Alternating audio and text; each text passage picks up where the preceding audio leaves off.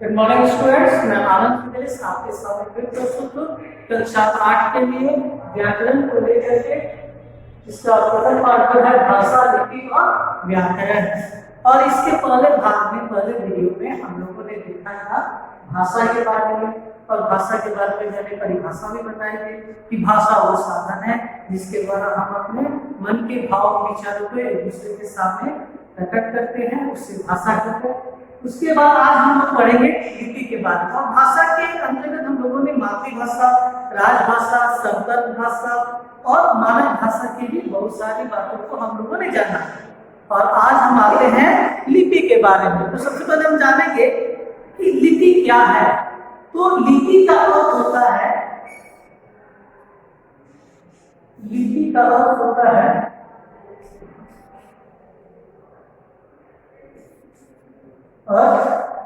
लिखना।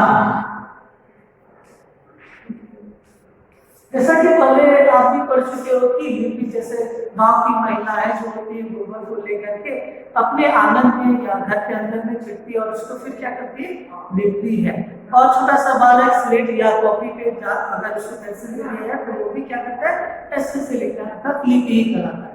तो कहने का अर्थ है लिपि क्या है। तो भाषा को लिखने के लिए, भाषा को लिखने के लिए मैंने पहले भी बताया कि भाषा का प्रयोग जैसे ही होता है तो आपके मन में दो लड्डू फूटने चाहिए, मौखिक भाषा और लिखित भाषा। तो भाषा को लिखने के लिए हम जिन चिन्हों का प्रयोग करते हैं उससे हम लिपि करते हैं। यह आप मेरी भी परिभाषा लिख सकते हो, किताब में जो दिए गए उसको भी आप लिख सकते हो। तो आइए अब हम किताब में देखते हैं। तो मौखिक भाषा को लिखित रूप देने के लिए बनाए गए चिन्हों ही लिपि होते हैं। उच्चारित ध्वनियों को लिखने की विधि लिपि कहलाती है, यानी उच्चारण जैसे हम बोलते हैं तो उसको लिखने की जो विधि जो होती है, जो हम लिखते हैं उसको भी हम लिपि कहते हैं। और प्रत्येक भाषा की अपनी लिपि होती है, प्रत्येक भाषा की अपनी लिपि होती है। जैसे आप शुरू से पढ़ते हैं, और हिंदी की लिपि क्या है बताइए, देवनागरी।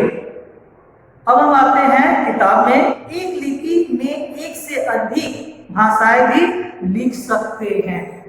कोई जरूरी नहीं है सिर्फ हिंदी के लिए ही देवनागरी बना हुआ, नहीं, संस्कृत के लिए भी देवनागरी ही, और बहुत सारी भाषाओं के लिए भी। और एक भाषा को अन्य लिपि में भी लिख सकते हैं।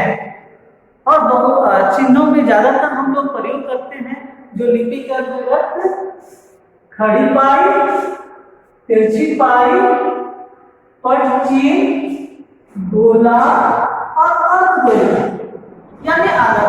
तो ज्यादातर लिपि को लिखने के लिए हम इन्हीं चिन्हों का प्रयोग करते हैं, जितने सारे अक्षर जो हम लिखते हैं उनके लिए। अब हम जैसे उदाहरण में जो लिखते हैं तो सबसे पहले हम पटचिन्ह करते हैं जो ये है, उसके बाद खड़ी पाई, उसके बाद क्या होगा, गोला और फिर अर्धगोला। इसी तरह जितने सारे जो अक्षर उन्हीं की तरह लिखे जाते हैं। तो लिपि के अंतर्गत यही 5 चीजें जो होते हैं उनका प्रयोग हम लोग करते हैं।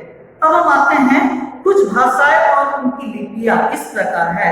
संस्कृत देवनागरी, हिंदी देवनागरी, मराठी देवनागरी, अरबी फारसी, जर्मन का रोमन, उर्दू भाषा का अरबी फारसी, नेपाली भाषा देवनागरी। क्योंकि अक्सर अगर आप नेपाल में जाते हो, वहां की किताब पढ़ते हो, अगर आप हिंदी की किताब अच्छे ढंग से पढ़ते हो तो वहां के नेपाली किताब को भी आप अच्छे ढंग से पढ़ सकते हो। अगर आप पढ़ोगे तो वहां के लोग कहेंगे कि अरे आप तो नेपाली बहुत अच्छे ढंग से पढ़ लेते हैं। ओके, पंजाबी गुरमुखी और अंग्रेजी रोमन। अब बच्चों हम आते हैं व्याकरण की तरफ। तो व्याकरण को भी जानना बहुत जरूरी है।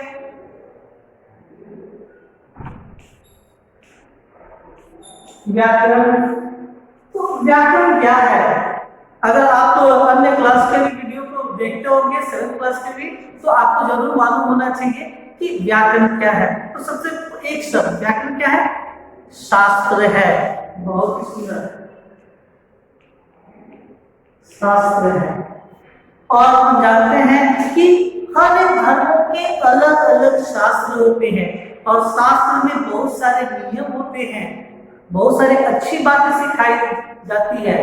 तो उसी तरह जैसे हम जान जाए कि हिंदू धर्म का शास्त्र गीता, ईसाई धर्म का बाइबल, आपको मुस्लिम धर्म का शास्त्र कुरान और सिख धर्म का शास्त्र गुरु ग्रंथ साहिब।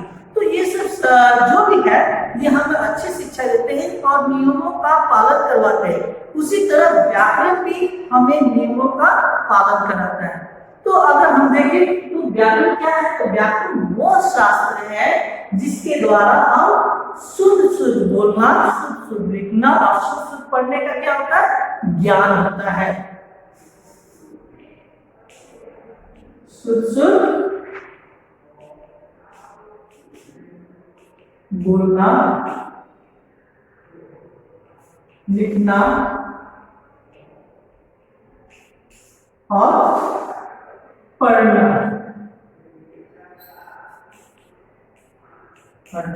शुद्ध शुद्ध बोलना, शुद्ध लिखना और शुद्ध पढ़ने का ज्ञान होता है, उससे ही हम व्याकरण करते हैं। अब हम आते हैं किताब की ओर। आप कोई भी परिभाषा लिख सकते हो। तो यहाँ पे बताया गया भाषा वर्णों, भाषा अर्थात आपके मत में आना चाहिए मौखिक और लिखित। तो भाषा वर्णों शब्द एवं वाक्यों के व्यवस्थित रूप से बनती है, यानी उसको सजाया जाता है। व्याकरण कहते हैं वर्णों शब्द एवं वाक्यों की व्यवस्था कैसी है, अर्थात किस वर्ण शब्द अथवा वाक्य का प्रयोग कहाँ और कैसे होगा, इसका ज्ञान व्याकरण कराता है। यानी हर एक नियमों के आधार पर यह चलने की सलाह देता है। कब वर्णों का प्रयोग होना चाहिए, कब शब्दों का प्रयोग होना चाहिए और किस समय वाक्यों का प्रयोग होना चाहिए।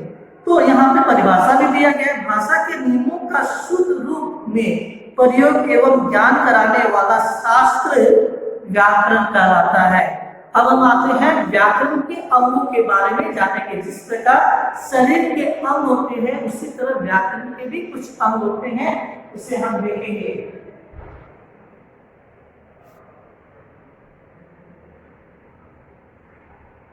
तो व्याकरण के यहाँ पे 3 अंग हैं, वर्ण विचार,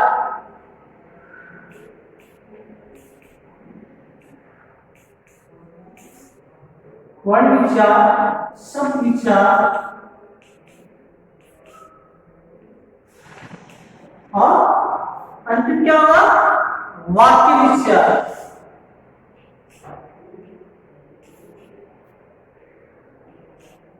और इसके अंतर्गत हम बहुत सारे पहलुओं का अध्ययन करेंगे। जैसे वर्ण में आपकी किताब में दिया गया, वर्ण विचार में वर्णों के आकार, रूप, उच्चारण एवं लेखन की विधि का ज्ञान होता है। शब्द में, शब्द विचार में रूप, शब्द के रूप, भेदों की उत्पत्ति यानी कहाँ से जन्म लिया, संबंधी नियमों का उल्लेख किया जाएगा। इसमें वाक्य के भेदों यानी वाक्य विचार में वाक्य के भेदों, वाक्य निर्माण, विराम चिन्ह जो बहुत ही जरूरी है, क्योंकि हम लोग कभी कभी वाक्य तो लिख देते हैं लेकिन विराम चिन्हों का कहाँ प्रयोग करना चाहिए ये हम नहीं जानते। तो इसके अंतर्गत हम यह भी पढ़ेंगे। अब हम आते हैं बोली। बोली आपको पढ़ना है। तो बोली क्या है, सबसे पहले बोली तथा उपभाषा। तो बोली क्या है, तो किसी सीमित क्षेत्र में बोले जाने वाली भाषा को बोली कहते हैं। किसी क्षेत्र में, उदाहरण के लिए आपके विद्यालय के सबसे नजदीक गांव कौन सा है बताइए। बहुत सारा गांव है बगल में भी है, लेकिन हम उनमें से एक गांव लेते हैं चौड़ी। बहुत ज्यादा तो बच्चे नहीं आते। चौड़ी में अगर एक क्षेत्र है, सीमित क्षेत्र में है और उसमें लोग बोलते हैं तो उस भाषा को हम बोली कहते हैं। अर्थात सीमित क्षेत्र में बोले जाने वाली भाषा को बोली कहते हैं। किताब में आप परिभाषा देख सकते हो कि एक सीमित क्षेत्र में बोला जाने वाला भाषा का स्थानीय रूप बोली कहलाता है। कोई भी परिभाषा आप लिख सकते हो। भाषा, अब हम आते हैं भाषा। तो भाषा का वह रूप जिसका क्षेत्र बोली से बड़ा हो, यानी थोड़ा सा वृहत हो। यानी अगर चौड़ी है तो चौड़ी के थोड़ा सा आसपास के गांव को भी थोड़ा सा हम ले लेते हैं, तो वो आपको भाषा के रूप में होता है। आगे हम देखते हैं किताब में कि जब भाषा एक सर्वमान्य और परिनिष्ठित रूप से ग्रहण कर लेते हैं। परिनिष्ठित यानी चारों ओर से, परि का होता है चारों ओर, ये भी आपको पिछली कक्षाओं में बताया गया है। परि मतलब चारों ओर, चारों ओर, तो चारों ओर से इसको पूर्ण रूप से हम ग्रहण कर लेते हैं उसे, तो वो भाषा कहलाती है। हिंदी की 5 भाषाएं हैं और एवं 18 बोलियां मानी जाती है। आपकी किताब में दिया गया है पूर्वी हिंदी, अवधी, बघेली, छत्तीसगढ़ी, पश्चिमी हिंदी, खड़ी बोली, हरियाणवी, ब्रज भाषा, बुंदेली, कन्नौजी, राजस्थानी हिंदी, मारवाड़ी, जयपुरी, मेवाड़ी, मेवाती, पहाड़ी बोली, पहाड़ी हिंदी, कुमाऊनी, गढ़वाली, बिहारी हिंदी, मैथिली, मगही, भोजपुरी, अंगिका। इसमें ज्यादातर हम लोग क्या बोलते हैं अपने क्षेत्र में? भोजपुरी ज्यादातर। अब हम आते हैं, अब तक हमने क्या सीखा? तो अब तक हमने बहुत सारी बातों को यहाँ पे सीख चुके हैं इस पाठ के अंतर्गत, भाषा, लिपि और व्याकरण के अंतर्गत। लेकिन कुछ मुख्य बातें यहाँ पर बताई गई, उससे जानना भी बहुत जरूरी है। भाषा का मानक रूप वह होता है जो व्याकरण की दृष्टि से शुद्ध होता है और उसमें एकरूपता होती है। यह आपको मालूम है, मानक भाषा के रूप में भी बताया गया कि भाषा में एकरूपता बनाए रखने के लिए, है ना। उसके बाद लिपि भाषा के मौखिक रूप को लिखकर प्रकट करने और के लिए निश्चित चिन्हों का व्यवस्थित समूह है। वर्ण विचार, शब्द विचार और वाक्य विचार व्याकरण के अंग है। बच्चों, अब हम आते हैं अभ्यास की ओर।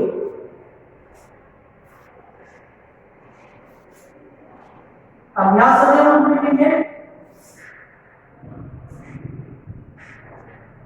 और यह अभ्यास जो है आप अपने कॉपी में करोगे। जो भी प्रश्न है उसका उत्तर आप अपने कॉपी में लिखोगे।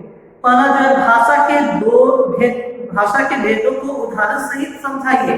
तो भाषा किसे कहते हैं? 8th क्लास के बच्चे ध्यान में रखेंगे, भाषा किसे कहते हैं, भाषा का क्या अर्थ होता है और इनके कितने रूप है, उसकी परिभाषा आप लिखोगे। First answer.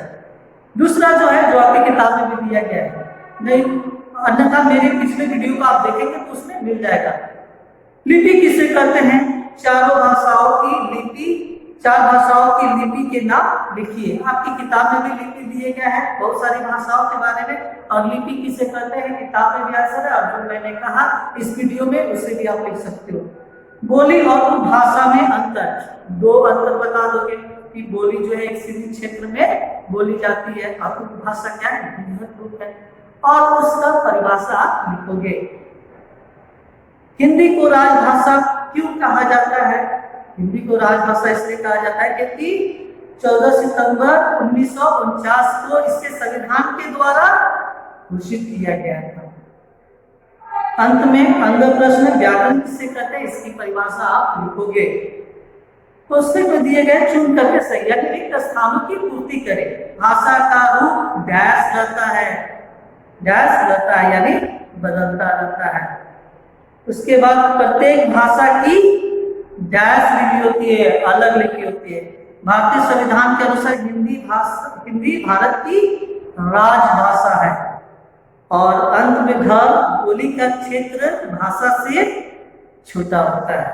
उसके बाद हिंदी की उपभाषाओं के नीचे उनकी बोलियों के नाम लिखिए, जो कि पिछले पेज में दिया गया है। आप देख करके लिख लोगे। एक तरफ पूर्वी हिंदी लिखोगे, पश्चिमी हिंदी, राजस्थानी हिंदी, पहाड़ी हिंदी और बिहारी हिंदी के नीचे में जो जो बोली आती है आप लिख सकते हो। बहुविकल्पिक प्रश्न। अब हम आते हैं, भारतीय संविधान में कितनी भाषाओं को मान्यता दी गई है? बताइए तो 22। दूसरा प्रश्न, भाषा का व्याकरण की दृष्टि से शुद्ध रूप क्या कहलाता है? तो मानक भाषा।